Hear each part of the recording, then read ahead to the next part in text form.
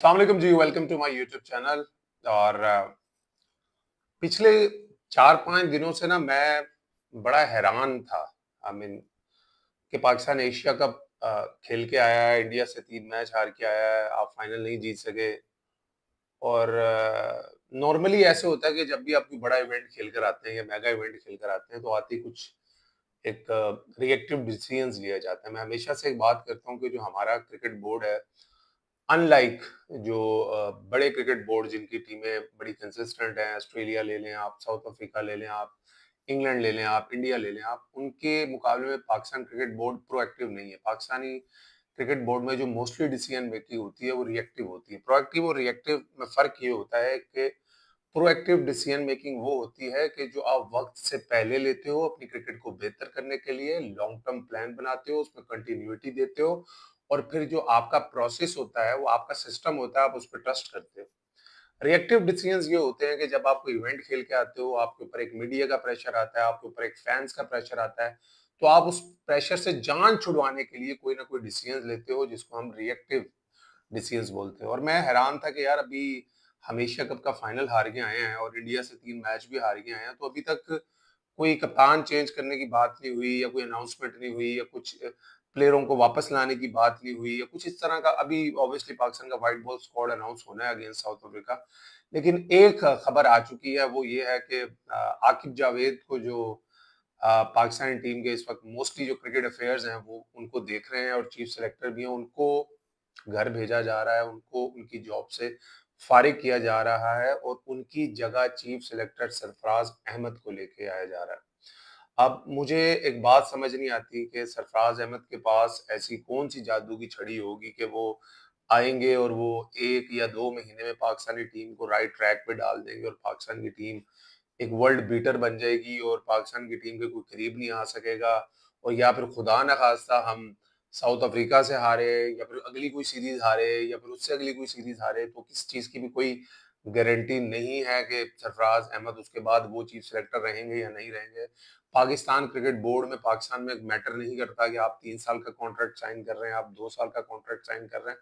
हमने recent past में देखा है गैरी कर्स्टन जैसा इंटरनेशनल लेवल का मन्ना तन्ना, यानी कि एक सही जिसको तगड़ा कोच कहते हैं, उसने डिसीजन लिया और वो पाकिस्तानी टीम का व्हाइट बॉल का कोच बना। और उसने अपने 2-3 साल के प्लान पीसीबी के साथ शेयर किए कि वो यहाँ पाकिस्तान की क्रिकेट को ले जाना चाहता है और हमने देखा कि 2 महीने भी नहीं लगे, उसको फारिग करके घर भेज दिया गया। फिर जैसन गिलेस्पी जो पाकिस्तान के रेड बॉल के कोच थे, उन्होंने उस टाइम पे पाकिस्तान के क्रिकेट बोर्ड की जो कोचिंग संभाली जब कोई लेने को तैयार नहीं था, कोई पाकिस्तान क्रिकेट बोर्ड के साथ फॉरेन कोच, बड़ा कोच अटैच होने को तैयार नहीं, तो उन्होंने रेड बॉल की कोचिंग ली। फिर जब गैरी कर्स्टन जा रहे थे तो ये सुनने में आया कि अब जैसन गिलेस्पी ही पाकिस्तान के जो ऑल फॉर्मेट हैं उनके कोच होंगे। फिर उनको भी 1.5-2 महीने बाद फारिग कर दिया गया।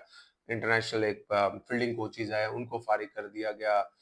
फिर उसके बाद आकिब जावेद, जो कि मुझे लगता है कि जितने भी चीफ सिलेक्टर्स या क्रिकेट अफेयर संभालने वाले लोग पिछले 5 सालों में या 4 सालों में पाकिस्तान में आए हैं, ये जब से मैं 8-10 साल से देख रहा हूँ, मुझे लगता है सबसे स्ट्रॉन्ग बंदे हैं। उनके डिसीजन गलत हैं, उनके डिसीजन सही है, ये अलग डिबेट है। कुछ लोगों के लिए होगा कि यार वो आउट ऑफ द बॉक्स सोचते हैं, वो एक डिफरेंट चीज सोचते हैं, उनमें इतनी पावर है कि वो जो एक टफ डिसीजंस लेने की जब बात आती है, जब पाकिस्तान की T20 टीम को रिवैम्प करने की बात आती है, जब पाकिस्तान की होम टेस्ट क्रिकेट को चेंज करने की बात आती है, तो बहुत से लोगों ने सोचा होगा ये डिसीजन लेने का, मगर किसी में शायद इतनी करेज नहीं थी कि वो डिसीजन ले सकता। जहां तक बाबर आजम, मोहम्मद रिजवान की बात है, उनको ड्रॉप करना T20 स्क्वाड से, ये कोई छोटा डिसीजन नहीं है हमारे कल्चर में, जहाँ पे आपको पता है कि बाबर आजम की फैन पूरा कंट्री है। बाबर आजम के जो फैंस हैं वो बहुत सेंसिटिव हैं और जब आप बाबर आजम जैसे प्लेयर को ड्रॉप करेंगे तो उसका एक रिएक्शन आएगा, आपकी मीम्स बनेगी, सोशल मीडिया पे आपको बैश किया जाएगा। मगर इन सारी चीजों को माइंड में रखते हुए आकिब जावेद ने कुछ टफ डिसीजंस लिए, जिसमें से कुछ पाकिस्तान के हक में गए, कुछ पाकिस्तान के अगेंस्ट गए। और ये होता है जब भी कोई नया चीफ सेलेक्टर आएगा, नया कोच आएगा, वो नए थॉट प्रोसेस से आएगा, तो कुछ चीजें वो सही करेगा, कुछ चीजें वो गलत करेगा। अब सरफराज अहमद को सुना है कि चीफ सेलेक्टर लेके आया जा रहा है। सरफराज अहमद कैसे चीफ सेलेक्टर बनेंगे, only the time will tell. But एक चीज तो है कि सरफराज अहमद जो भी इस वक्त मौजूदा टीम में लड़के खेल रहे हैं, इनको अच्छी तरह जानते हैं, बिकॉज ये सारे लड़के इनके अंडर ही ग्रूम हुए हैं। सरफराज अहमद की कैप्टनसी में सरफराज अहमद एक अच्छे कैप्टन थे, उनको टीम बनानी आती थी, टीम चलानी आती थी, लेकिन उनका तरीका डिफरेंट है आकिब जावेद से। सरफराज अहमद सबको साथ लेके चलने वाले बंदे हैं। सरफराज अहमद थोड़ा मीठी जुबान से बोलने वाले बंदे हैं। सरफराज अहमद डिसीजंस अपने लेते हैं, मगर वो सारों को एक एतमाद में लेकर डिसीजन लेते हैं। मगर आकिब जावेद का तरीका डिफरेंट है। आकिब जावेद दबंग आदमी है। आकिब जावेद का बहुत ज्यादा कोचिंग एक्सपीरियंस भी है, और उनको जो लगता है कि इस तरह होना चाहिए वो किसी से पूछते नहीं है, वो जस्ट डिसीजन लेते हैं और उसको इम्प्लीमेंट करवाते हैं। लेकिन मेरा प्रॉब्लम यहाँ पे ये है, देखें, आकिब जावेद जैसा सिलेक्टर भी पाकिस्तान की क्रिकेट में कामयाब हो सकता है, सरफराज अहमद जैसा चीफ सेलेक्टर भी पाकिस्तान टीम में कामयाब हो सकता है। आप जिसको भी कैप्टन बना दें, आप जिसको भी कोच बना दें, आप जिसको भी सिलेक्टर बना दें, तब तक उसका कोई फायदा नहीं है जब तक आपके सिस्टम में कंटिन्यूटी नहीं आएगी, जब आपकी सिस्टम स्टेबल नहीं होगा, कोई स्टेबिलिटी नहीं आएगी, कोई 2 साल के लिए कोई चीफ सेलेक्टर नहीं रहेगा, कोई 2 साल के लिए कैप्टन नहीं रहेगा। जब हम अपने हमसाया मुल्क की बात करते हैं, मुझे तो मैं पता नहीं कितने सालों से देख रहा हूँ कि अजीत अगारकर उनके चीफ सेलेक्टर और वही चीफ सेलेक्टर है। हाँ, आप डिबेट कर सकते हैं कि यार उनकी टीम बहुत अच्छा कर रही है इसलिए चेंज नहीं हो रहे, मगर एक लॉन्गर रन एक देना पड़ता है एक चीफ सेलेक्टर को या कैप्टन को या कोच को, देन वो जाके आपके कल्चर से अमान होता है, आपके डोमेस्टिक क्रिकेट की उसको पता चलती है, आपके प्लेयरों का उसको पता चलता है, और आपके डोमेस्टिक प्लेयरों की स्ट्रेंथ का उसको पता चलता है। लेकिन हमारे यहाँ पे क्या होता है कि बस 1-2 सीरीजें आप अच्छी जीत जाओ तो आपको लगता है कि यार इसको मैं 10 साल का, इनको ना हम इस कोच को 10 साल का कॉन्ट्रैक्ट दे देते हैं, इस कैप्टन को हम 3 साल के लिए पक्का कर देते हैं। वही कैप्टन या कोच जब अगली 1-2 सीरीजें हारता है, जब मीडिया का प्रेशर, फैंस का प्रेशर, सोशल मीडिया का प्रेशर आता है, उसको कहीं ना कहीं हमने I been watching that for last 20 years कि वो हमारा क्रिकेट बोर्ड उसको बेयर नहीं कर पाता, उसको बर्दाश्त नहीं कर पाता, और उसकी वजह से वो रिएक्टिव डिसीजंस ले जाते हैं, जिसकी वजह से पाकिस्तान की क्रिकेट अपनी रॉक बॉटम को आज हिट कर रही है। हम एशिया कप के फाइनल में खेले हैं, लेकिन हम किसी खुशफहमी में ना रहें कि हम लोग एक राइट ट्रैक पे हैं इस वक्त टुवर्ड्स द वर्ल्ड कप। आप एशिया कप में तो सिर्फ एक इंडिया एक ऐसी टीम थी जिसको आप वर्ल्ड कप की जो टॉप 4-5 टीम्स है ना उनके साथ कंपैरिजन कर सकते हैं कि यार जो वर्ल्ड की टॉप 4 की टीम्स है ना वो इस तरह की टीम होगी, और उनके खिलाफ आपने तीनों के तीनों मैच हारे। अब सरफराज अहमद को आप कोच चीफ सेलेक्टर लेके आएंगे, आकिब जावेद को हटाएंगे, सरफराज अहमद आएंगे उनको हटा देंगे, उनको हटाएंगे, फिर जो कैप्टन हारेगा उसको हटा देंगे।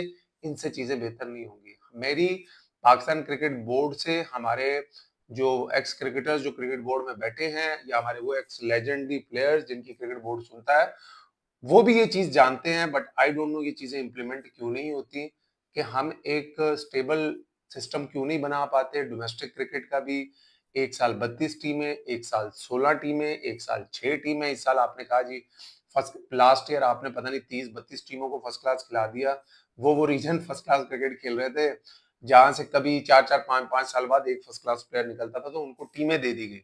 फिर आपने देखा यार ये तो क्वालिटी खत्म हो गई है, ये तो फर्स्ट क्लास क्रिकेट तो ऐसे लग रहा है जैसे क्लब क्रिकेट हो रही है, जिसका दिल कर रहा है सेंचुरियां कर रहा है, जिसका दिल कर रहा है 10-10 आउट कर रहा है, तो हम इसको बेहतर करते हैं। फिर आपने एक एक्सट्रीम स्टेप उठाया, आपने कहा जी 6 टीमें क्वालिफाई करेंगी। आप बताए यार, किसी को बताए। देखिए असूल ये होता है, जब आपने कोई क्वालिफाइंग राउंड रखना होता है या टीमों को डिमोट करना होता है, आप उनको सीजन से पहले पता होना चाहिए कि भाई अगर आप टॉप 6 में नहीं आओगे तो आप नेक्स्ट ईयर क्वालिफाइंग राउंड खेलोगे। तो टीमें खेली, फिर आपने उनमें कराची की दोनों टीमें भी डिमोट हो गई, लाहौर की टीम भी डिमोट हो गई, अच्छी अच्छी टीमें डिमोट हो गई। फिर आपने कहा जी क्वालिफाइंग राउंड खिलाते हैं, 2 हम पूल बनाएंगे, उनमें ये जो पूल में टॉप करेगा हम उनको फर्स्ट क्लास में डालेंगे, और हम 8 टीमों की एक क्वालिटी फर्स्ट क्लास क्रिकेट खिलाएंगे। फिर आपने फर्स्ट क्लास क्रिकेट खिलाई, आपके दिमाग में था कि कराची की कोई टीम नहीं थी फर्स्ट क्लास, पर पाकिस्तान की हिस्ट्री में कभी ऐसा नहीं हुआ कि पाकिस्तान क्रिकेट का डोमेस्टिक सीजन या फर्स्ट क्लास सीजन कराची के बगैर हुआ हो। कराची पाकिस्तान का सबसे बड़ा शहर है, और बहुत बहुत क्वालिटी क्रिकेटर्स उधर खेलते हैं, और अगर उनकी टीम डोमेस्टिक क्रिकेट में नहीं होगी तो ऑब्वियसली उसका नुकसान पाकिस्तान की क्रिकेट को होगा। फिर आपने देखा कि यार कराची ने तो क्वालिफाई नहीं किया, फिर आपने अपना डिसीजन चेंज किया, आपने कहा जी दोनों टीमों से दोनों पूलों से 2-2 टेमें आएंगी और 4 टीमें क्वालिफाई करेंगी। अब फिर उसके बाद आपके पास मुल्तान की तरफ से प्रेशर आया कि भाई अगर आपने 4 टीमें क्वालिफाई करनी है फिर पॉइंट्स टेबल पे करें, मुल्तान के पॉइंट ज्यादा हैं। फिर आपने मुल्तान एक पूल से 3 टीमों को क्वालिफाई करा दिया, एक पूल से एक टीम को क्वालिफाई करा दिया। अब उस पूल में जो नंबर 2 पे टीम थी लाहौर की, फिर उन्होंने अपना प्रोटेस्ट, ये कहने का मकसद सारा ये है कि कोई कंटिन्यूटी नहीं है। आप काउंटी क्रिकेट, जब मैं पैदा हुआ था तब का देख रहा हूँ ये सिस्टम चल रहा है। इंडिया की रणजी ट्रॉफी जब का इंडिया बना है ये सिस्टम चल रहा है, उसी सिस्टम पे वो ट्रस्ट करते हैं। हमारा सबसे अच्छा डोमेस्टिक का स्ट्रक्चर वही था जब डिपार्टमेंट क्रिकेट होती थी, तगड़ी क्रिकेट होती थी, और पीसीबी भी कहता होता था डिपार्टमेंटल क्रिकेट में जो परफॉर्मेंसेस देगा हम उसको पाकिस्तान की क्रिकेट टीम में कंसिडर करेंगे, क्योंकि कहीं ना कहीं क्रिकेट बोर्ड को भी पता था जो क्वालिटी है, जो एक कंपटीशन है वो डिपार्टमेंटल क्रिकेट में। जब से आपने डिपार्टमेंटल क्रिकेट खत्म की उसके बाद बस पाकिस्तानी क्रिकेट का अल्लाह ही हाफिज है। और अभी आकिब जावेद फारिग हो रहे हैं एज ए चीफ सिलेक्टर, तो सरफराज अहमद आ जाएंगे। 2-3 महीने गुजरेंगे, सरफराज अहमद जाएंगे तो कोई और आ जाएगा, सलमान अली आगा जाएंगे तो कोई और आ जाएगा, शान मसूद अगर जाएंगे तो कोई और आ जाएगा। इससे पाकिस्तान की क्रिकेट को कोई फायदा नहीं होने वाला। मेरी पाकिस्तान क्रिकेट बोर्ड से और पाकिस्तान क्रिकेट बोर्ड के जो करता धरता है उनसे रिक्वेस्ट है, सिस्टम में एक स्टेबिलिटी और कंटिन्यूटी लाएं। अगर आप किसी को कैप्टन बनाते हैं फॉर एक सीरीज या 2 सीरीज ना बनाए, देखिए फिर आप कहते हैं कोई, या तो फिर आप कैप्टन सोच के बनाए ना यार, कैप्टन फिर इस तरह के बंदों को बनाएं कि वो एक पर्टिकुलर फॉर्मेट में आपको पता हो कि ये ऑटोमेटिक सिलेक्शन है, कि यार ये प्लेयर इस फॉर्मेट में ऑटोमेटिक प्लेइंग 11 की सिलेक्शन है, चलो we give him the chance to run the team for a year and we will not look back. अगर मीडिया से क्रिटिसिज्म होगा, सोशल मीडिया, देखिए हमारा मीडिया में तो ये है, ये चीजें तो होंगी। अगर फलां चैनल पे बैठे हुए 3 लोग हैं, एंकर हैं, प्लेयर्स हैं, उन्होंने पर्टिकुलर 2-3 प्लेयरों को टारगेट किया होगा, जब वो परफॉर्मेंस नहीं करेंगे, जब उनकी कैप्टनसी अच्छी नहीं होगी तो वो उनको फुल क्रिटिसाइज करेंगे, उसकी उन पे मीम्स चलेंगी, सोशल मीडिया पे अटैक होगा।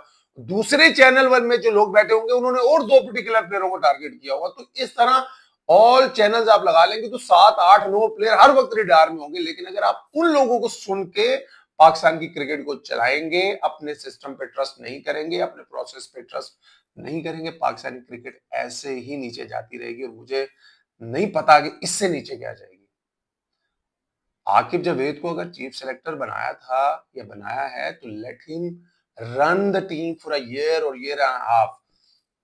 अगर उनको बनाया है, उनके बहुत से डिसीजन से मैं भी इख्तलाफ करता हूं, मगर एक बंदे ने कोई थॉट प्रोसेस लगाया है कि मैंने इस तरह टीम को बिल्ड करना है, मैंने T20 क्रिकेट को इस तरह बिल्ड करना है, मैंने होम पे क्रिकेट इस तरह जीतनी है, तो late him do that. At least 1 साल चलने दें यार। क्या हो गया है, क्या अजाब आ गया है, जो नया बंदा है उसके पास कौन सी कोई जादू की छड़ी होगी कि वो आके, आपने अभी स्पिन ट्रैक्स बना के जीतने की कोशिश कर रहे हैं, एकदम सरफराज अहमद आएंगे, आप देखना सारा सिस्टम चेंज हो जाएगा, पाकिस्तान की पिचेस चेंज हो जाएंगी, वही फ्लैट पिचेस आपको मिलने लग जाएंगी, वही हर बैट्समैन 150-150, 200 करेगा। बाद में हमारे बॉलर, हम कहेंगे हमारे पास तो बॉलर ही अच्छी नहीं है, हमारे पास तो क्वालिटी स्पिनर्स ही नहीं है। भाई अपनी स्ट्रेंथ पे खेलते। अगर आप इंग्लैंड जैसी स्ट्रॉन्ग टीम को, जो आप पहला टेस्ट मैच 600 रन करके हारे, उन्होंने फिर भी आपको हरा दिया, 600 आपने किया फिर भी हरा दिया, तो मतलब आप फ्लैट पिचेस पे क्वालिटी टीम्स का मुकाबला इस वक्त नहीं कर सकते। तो एक बंदे ने एक फॉर्मूला दिया, उससे मैं 100% इत्तेफाक नहीं करता, मगर कहीं ना कहीं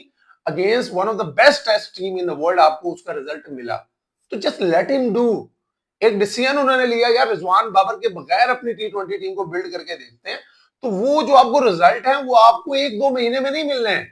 वो आपको कोई ये नहीं होना कि आगा सलमान के पास या फिर आकिब जावेद के पास कोई जादू की छड़ी है, वो नए लड़कों को T20 में ले आएगा और एकदम हम 250 करने लग जाएंगे। मैं हर प्रेस कॉन्फ्रेंस में देखता हूँ आगा सलमान से क्वेश्चन हो रहा होता है कि ओ सर आप तो कहते थे स्ट्राइक रेट, आप तो कहते थे जी हम 200 की वाली क्रिकेट खेलेंगे, आप तो यूं खेल रहे हो। भाई ये जो जर्नलिस्ट सवाल भी पूछ रहे होते हैं, ना कोई गेम अवेयरनेस है, ना कोई गेम सेंस है, सिर्फ एक एक मोटिव है जिसके पीछे उन्होंने क्वेश्चन करने हैं। भाई सलमान अली आगा, मैं उसको डिफेंड नहीं कर रहा, मैं खुद अपने यूट्यूब के थ्रू कह चुका हूं कि वो पाकिस्तान की T20 टीम में ऑटोमेटिक सिलेक्शन नहीं है। उसको आपने कैप्टन गलत बनाया था। आप उसको वनडे का कैप्टन बना सकते थे, टेस्ट का कैप्टन बना सकते थे, आप शाहीन शाह को कैप्टन बनाते पाकिस्तान की T20 टीम का, और यही ब्रांड ऑफ क्रिकेट रखते हैं।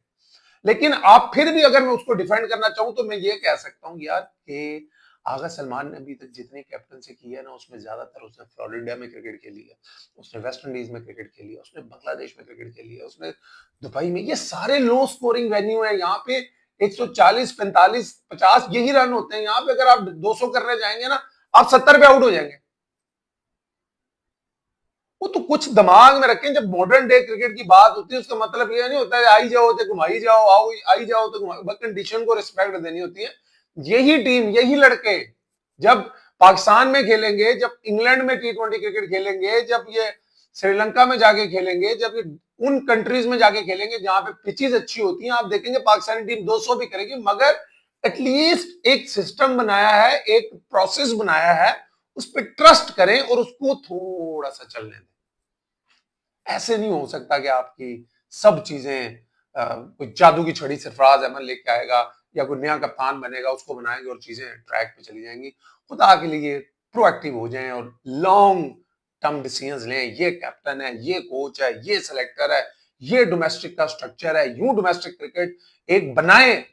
सारे पाकिस्तान के current player, farmer players, legendary players उनको बुलाएं जिन्होंने पिछले 3 4 5 डेकेड्स में first class domestic international cricket खेली है, उनको बिठाएं और उनको कहें कि हमें बताएं कौन सा डोमेस्टिक स्ट्रक्चर हम बनाएं जिसमें सब लोगों को मौका भी मिल सके और क्वालिटी भी हो और इसको हम लंबा रन दे सकें। मैं आज नहीं, इसे नहीं कह रहा, जब से मैंने यूट्यूब चैनल या सोशल मीडिया ज्वाइन किया मैं तब से कह रहा हूं कि आप अपनी डोमेस्टिक क्रिकेट पे फोकस करें, अपनी डोमेस्टिक क्रिकेट को कंपेटिटिव बनाएं, अपनी डोमेस्टिक क्रिकेट को किसी थॉट प्रोसेस के थ्रू करवाएं, फिर आपकी जो नेशनल टीम है वो ऊपर जाएगी। ऐसा नहीं हो सकता कि आप 18 से 20 अच्छे प्लेयर पिक करके नेशनल टीम के लिए कहें ये लड़के अब 2 साल टीम में रहेंगे और हमारी टीम नंबर 1 हो जाएगी।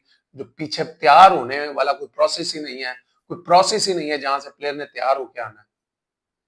तो हमारे क्रिकेट बोर्ड को कंटिन्यूटी की बहुत जरूरत है। अपना ख्याल रखिए।